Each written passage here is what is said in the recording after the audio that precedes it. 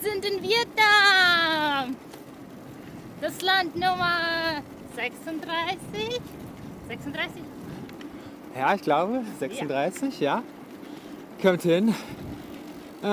Okay, ja, die Grenze von Laos war ein bisschen nervig auf laotischer Seite. War noch irgendwie ein Hin und Her. Die wollten noch irgendwie so eine verdammte Ausreisegebühr halt irgendwie haben, natürlich. Von $1 oder von €1. 10.000 Kip. Naja, mussten wir dann da noch irgendwie wechseln zu einem schlechten Kurs und so weiter, irgendwie das Geld. Das war ein bisschen nervig. Hat ziemlich lange gedauert. Aber dafür auf vietnamesischer Seite war das echt super, oder? Ja, das hat 2 Minuten gedauert.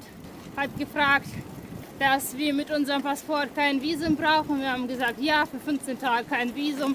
Und dann stempelt er uns ein Einreiseteil rein, schreibt, dass es bis so und so gültig ist, fertig. Und dann sind wir in Vietnam.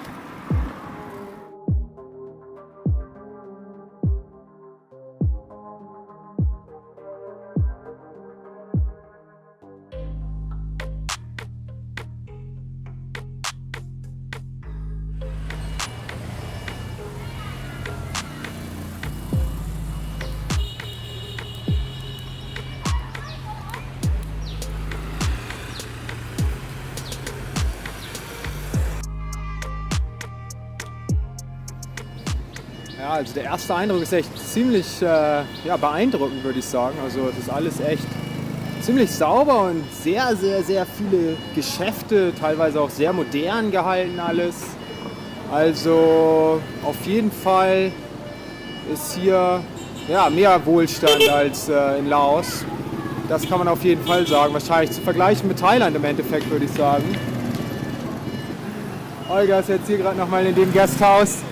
Guckt, ob wir da ein Zimmer bekommen. Ah ja, ich glaube, ich sehe sie im Fahrstuhl. Geil, sie fährt ja jetzt mit dem Fahrstuhl hoch. Okay, also wir sind in Dien Bien, oder wie man das auch immer aussprechen mag. Wir sind gestern angekommen und heute waren wir beim Zahnarzt. Und so halbwegs gute Nachrichten. Also ich bekomme eine Krone. Das ist ein Zahn, wo ich eine Wurzelbehandlung hatte vor 3 Jahren, wirklich ganz kurz vor der Reise habe ich das noch schnell machen können. Und jetzt ist der Zahn halt kaputt gegangen, abgebrochen ein Stückchen. Jetzt muss eine Krone rüber, das dauert 3 Tage. Das heißt, wir werden 3 Tage jetzt hier bleiben. Ja, war eigentlich ganz gut beim Zahnarzt, doch ziemlich professionell. Und das Witzige war, wir wurden danach noch zum Mittagessen mit der ganzen Familie eingeladen. Das war ganz gut.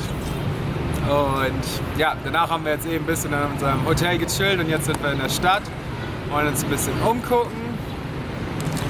Es ist eine ziemlich besondere Stadt, das ist die Stadt, also ich habe vorhin ein bisschen geguckt bei Wikipedia, nagelt mich nicht so ganz genau drauf fest, auf jeden Fall fand hier irgendwie eine sehr entscheidende Schlacht statt zwischen den Vietnamesen und den Franzosen und die Franzosen haben diese Schlacht verloren und haben deswegen dann die Kolonialherrschaft hier in Vietnam verloren. Und es gibt ein Monument hier, das ist da oben am Ende dieser langen Treppen und da laufen wir jetzt einmal hoch.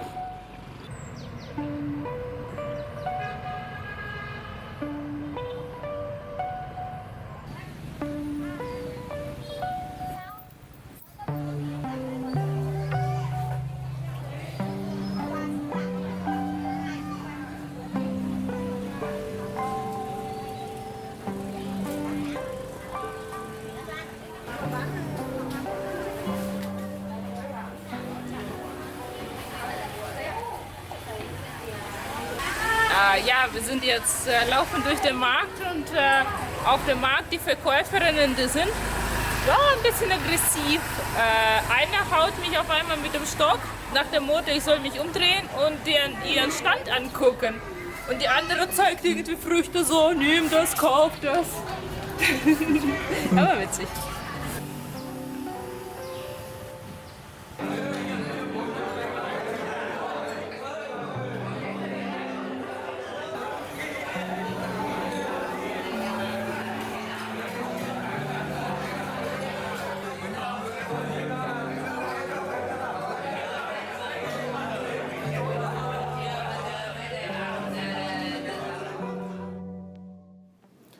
Gut, weiter geht's. 3 Nächte waren wir in Dien Bien. Haben uns die Stadt ein bisschen angeguckt, die ganzen Märkte und so weiter. War ja, ziemlich nett eigentlich, ein toller Einstieg. Eben war ich dann nochmal beim Zahnarzt. Alles geklappt. Ich habe eine Krone bekommen, eine Keramikkrone, also beste Qualität. Super Arbeit hat er geleistet. Innerhalb von 3 Tagen. Super, perfekt. Und für halt, wie gesagt, irgendwie 170, 180 Euro oder sowas. 4 Millionen Dong.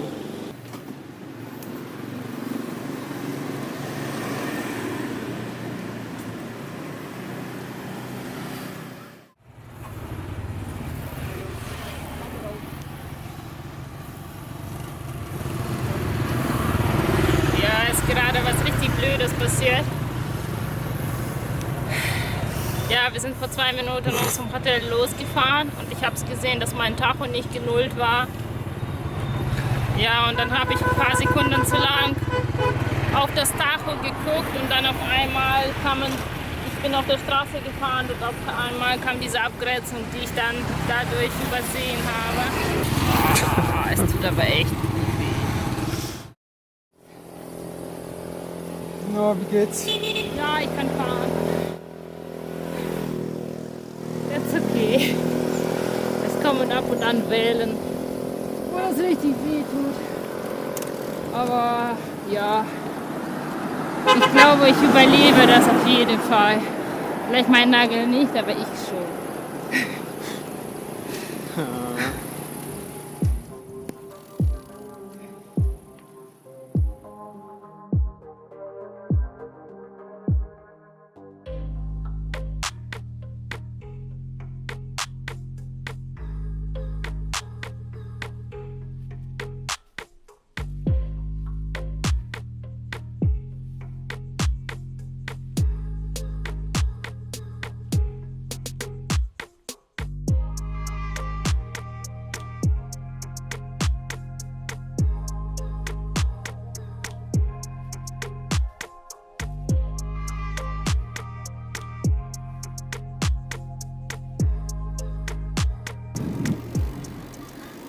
Oh, die Reisernte ist gerade irgendwie voll im Gange, überall am Straßenrand. Stehen sie hier mit ihren Dreschmaschinen irgendwie und dreschen den Reis. Ja, direkt irgendwie auf der Straße. Ziemlich interessant.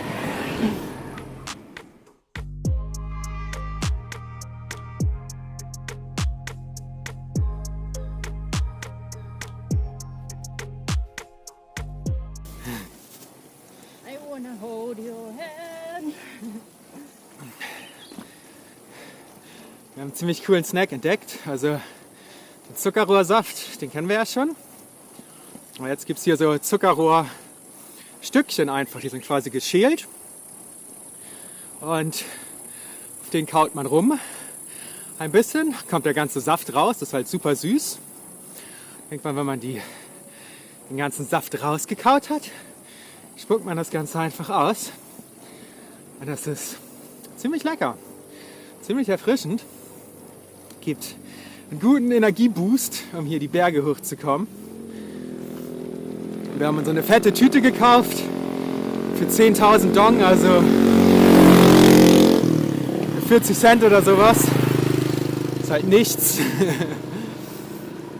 Das ist super lecker. Und oh. Ja, kaut ein bisschen. Und irgendwann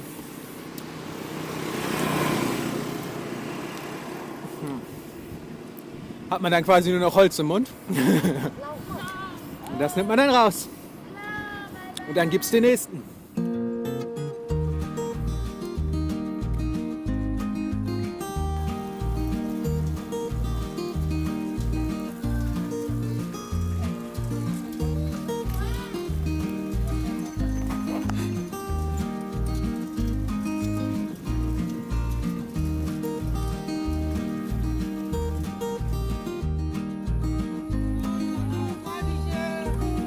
Ciao.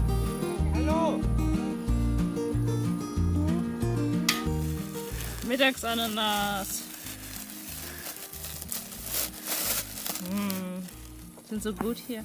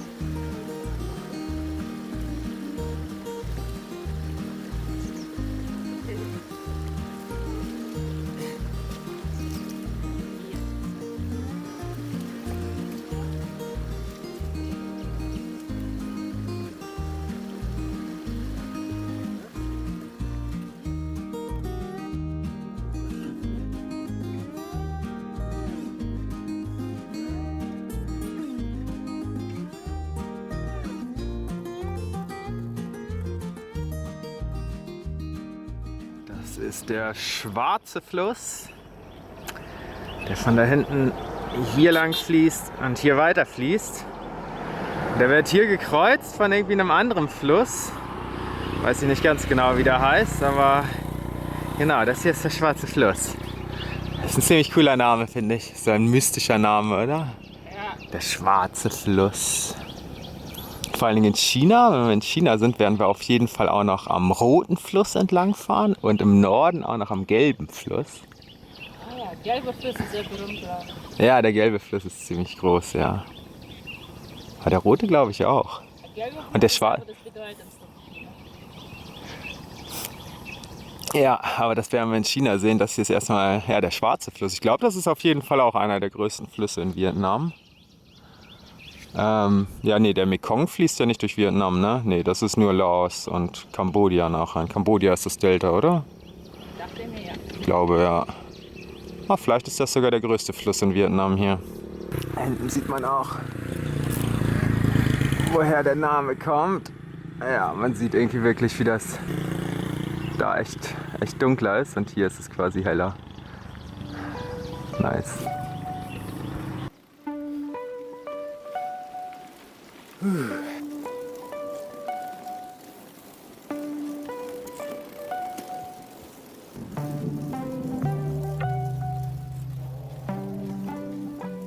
Gut, jetzt gibt es erstmal einen Zuckerrohrsaft. Xin ciao.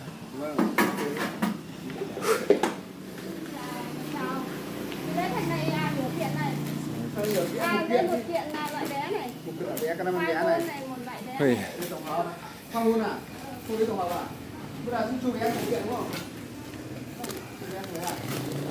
Ah ja. Das ist der Zucker.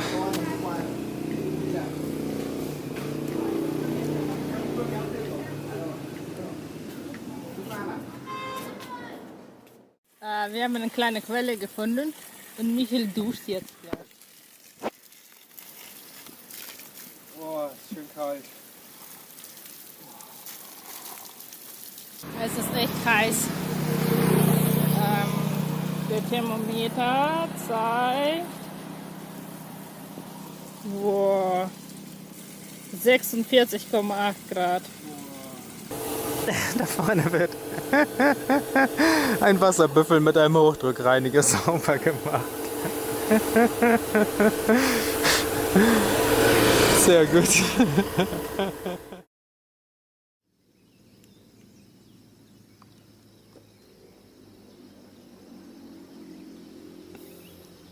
Ich habe heute Geburtstag.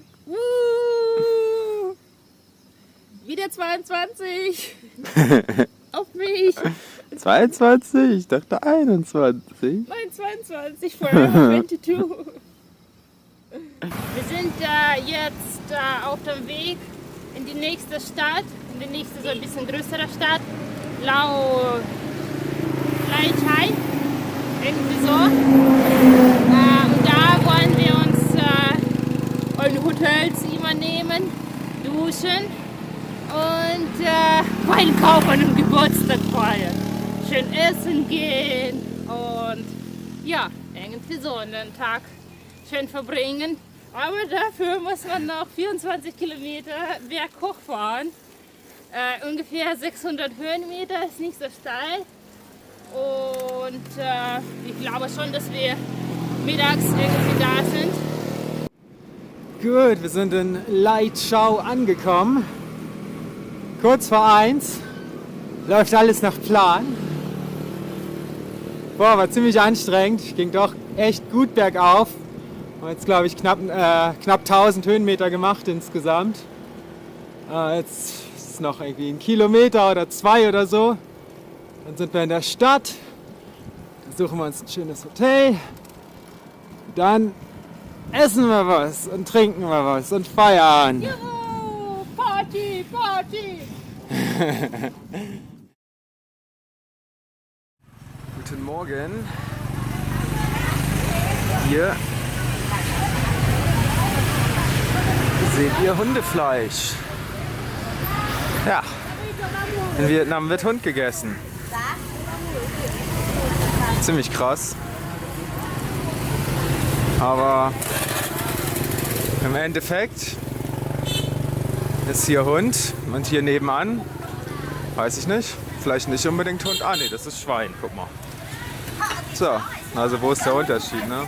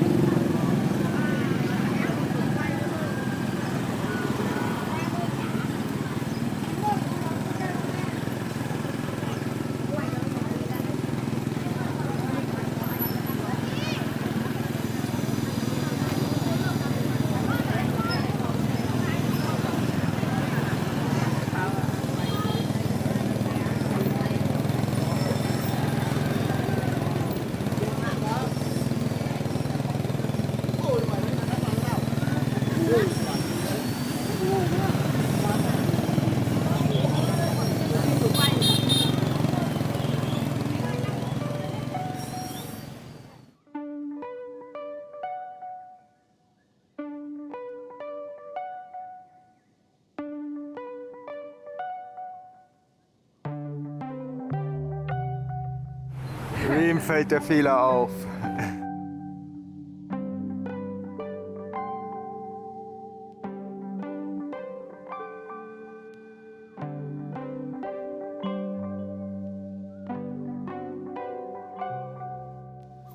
Lao Cai, 96,3 Kilometer. Gut, das ist auf jeden Fall die Grenzstadt zu China. Da wollen wir hin. Und es ist ja gut zu wissen, dass es genau 96,3 Kilometer sind.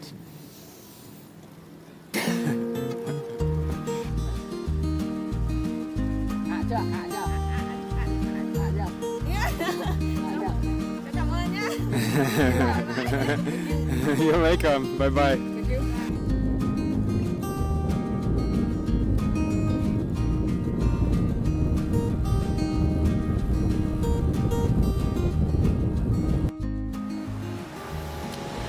Vor uns liegt jetzt der Fansipan. Das ist der höchste Berg Vietnams mit ein bisschen mehr über 3100 Metern. Und ja, wir fahren jetzt quasi einmal um den Berg herum und auf der anderen Seite von dem Berg liegt Sapa. Das ist die nächste Stadt, wo wir hinkommen wollen. Das sind ungefähr von hier jetzt ungefähr 40 Kilometer. Ja, und jetzt fahren wir quasi genau einmal um den Berg herum. Da ist unser Zeltplatz. Uff, Olga bringt noch die letzten Sachen, ist nicht so ganz optimal. Wir mussten das ganze Zeug hier über die Leitplanke schleppen. Aber hier wächst so eine Melisse oder Wildminze, oder? Vielleicht? Ist das Minze? Nein. Gut, ja, also da ist die Straße. Und wir sind hier. Upsala. Hinter ein paar Büschen. Oh, so ein bisschen sieht man uns von der Straße, aber ist im Endeffekt auch ganz egal.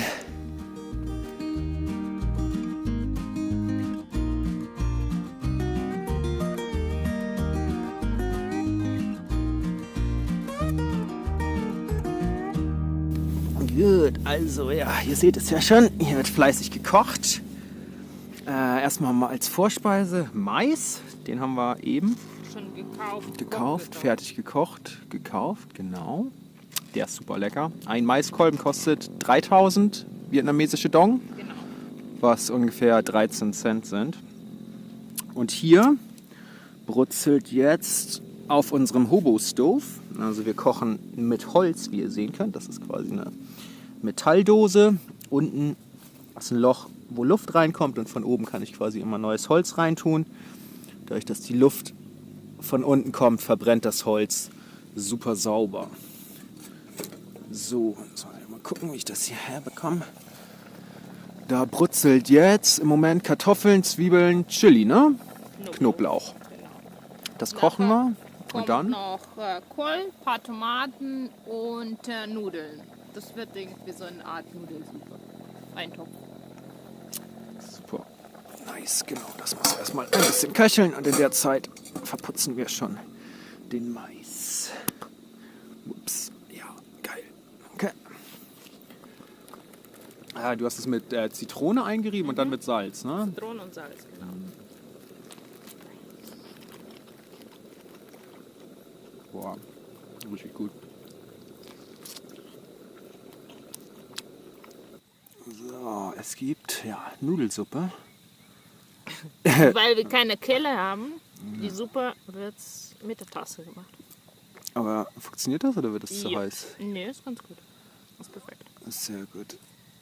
Ah, super. Ja, was ist da jetzt noch zugekommen? Ja, nee, nur die Nudeln. Ein paar Gewürze. Genau, jetzt kommt noch ein bisschen Zitronensaft. Tomatensaft. Super.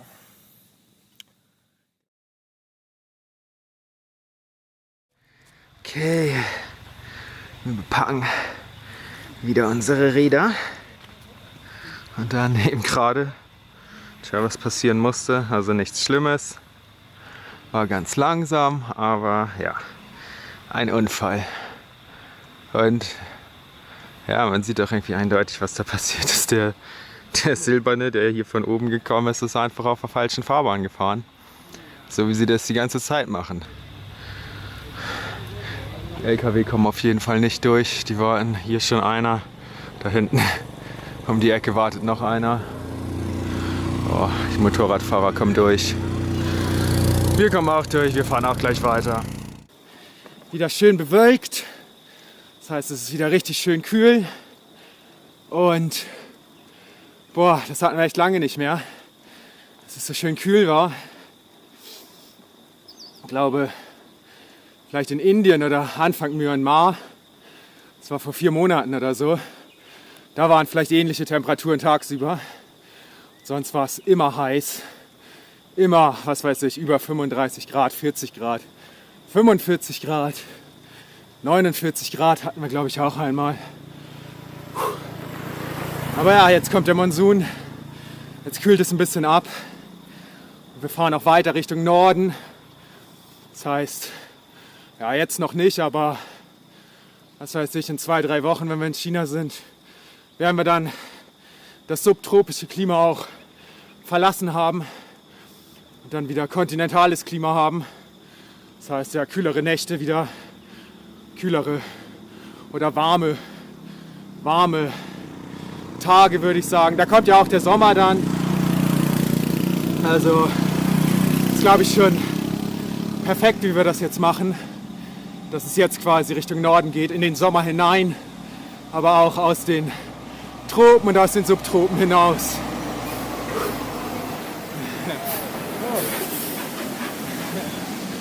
Hamburg Süd. Sehr gut.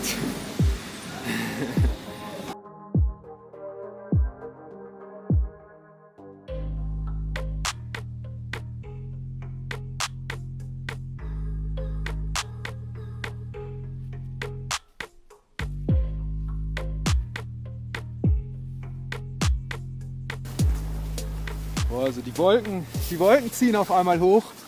Das ist super neblig. Und ja, kühlt auch echt ein bisschen ab. Ziemlich abgefahren. Das ist echt krass. Vor allem so ja aus dem Tal die Wolken hochgezogen und jetzt ist es super neblig. Mein Licht funktioniert irgendwie nicht, keine Ahnung. Ist auch ein bisschen blöd. Aber irgendwie funktioniert das nicht mehr. Das war uns demnächst auch mal angucken. So? Ja, ne? Ja. Ja, schon, glaube ich. Auf jeden Fall besser als nichts. So als nichts, ne? Gut. Ja. Du glaubst, verlieren wirst du die auch nicht. Gut, dann weiter. Noch ein paar Kilometer bis zum Pass.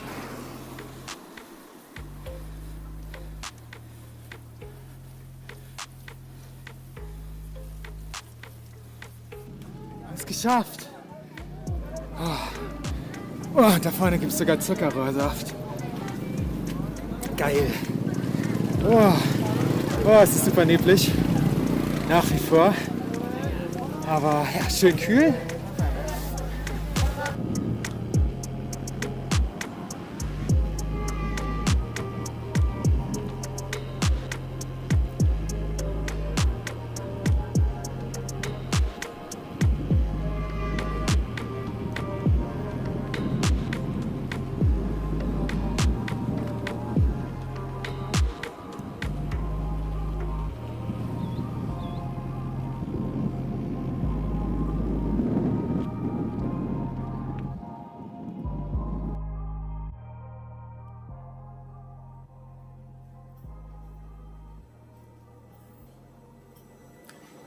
Gut, wir sind in Sapa angekommen. Wir sind jetzt im Hostel und haben 2 Betten in einem 1, 2, 3, 4, 5, 6, 7, 8 Betten Dormitory, Schlafsaal quasi. Und jetzt gehen wir ein bisschen in die Stadt, schauen uns die Stadt ein bisschen an, also machen einen kleinen Spaziergang. Ich glaube nicht zu viel, gehen was essen und dann gucken wir mal.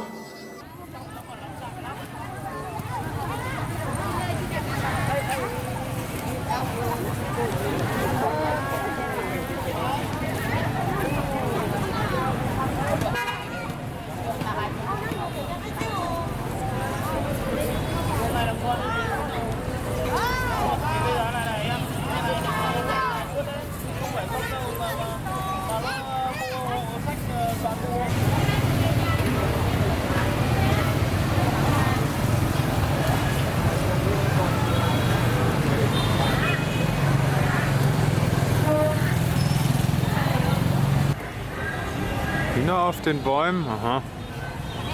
Das ist ja auch was. Tomorrow, Huh? you have booking or not yet? I have booking, yes. No, no booking tomorrow in my house. No, thank you. For one day tour. Thank you. Hi.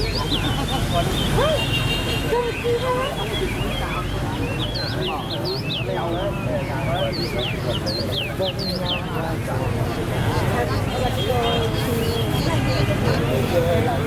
Da werden diverse Vögel verkauft. Ach, ihr armen Vögel. Oh je.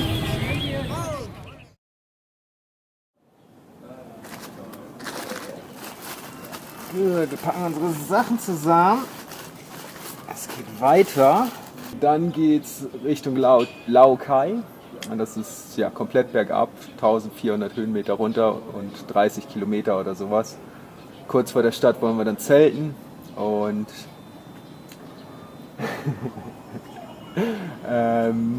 morgen geht's dann nach China. Also in Lào Cai ist der Grenzübergang nach China. Wow, morgen geht's nach China. Das war's dann mit Vietnam.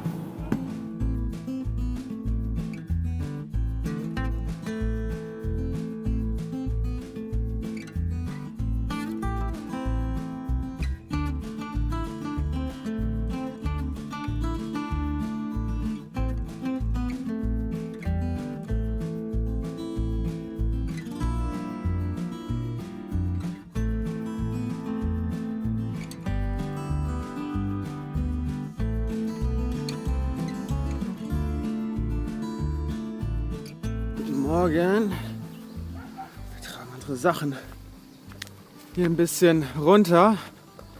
Hier haben wir gestern gezeltet. Boah, und es hat so krass geregnet gestern. Es hat so krass geregnet. Das war so heftig.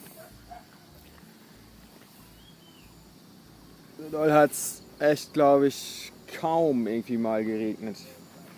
Ich glaube, in Kroatien und in der Türkei hatten wir auch jeweils einmal so ein krasses Unwetter nachts beim Zelt. Mit Sturm und Regen und Gewitter. Ja, das war jetzt vielleicht wirklich das 3. Mal, wo es so krass war. 2 Mal. Jeweils, ja, was weiß ich, eine halbe Stunde oder so. Irgendwie so. Gut, ja, jetzt haben wir das abgebaut. Und jetzt, ja, düsen wir los. Zur Grenze nach China. Das war's mit Vietnam. War ziemlich nice. Wir waren ja irgendwie 10 Tage ungefähr hier. Einmal ja durch den absoluten Norden, durch den absoluten Nordwesten des Landes eigentlich. Ja, schon ein paar schöne Sachen gesehen, war doch sehr, sehr nett. Ein paar freundliche Menschen getroffen, guten Zahnarztbesuch gehabt. Ja, Olgas Zeh ist auch wieder ziemlich gut verheilt. Genau, damit würde ich auch sagen, ja, wir fahren jetzt nach China. Wir sehen uns im nächsten Video. Wenn es euch gefallen hat, gebt wieder einen Daumen nach oben und erzählt euren Freunden und Familienmitgliedern von unserer Reise und sagt ihnen, dass sie unsere Videos anschauen sollen. Bis dann. Bis zum nächsten Mal. Ciao. Tschüss.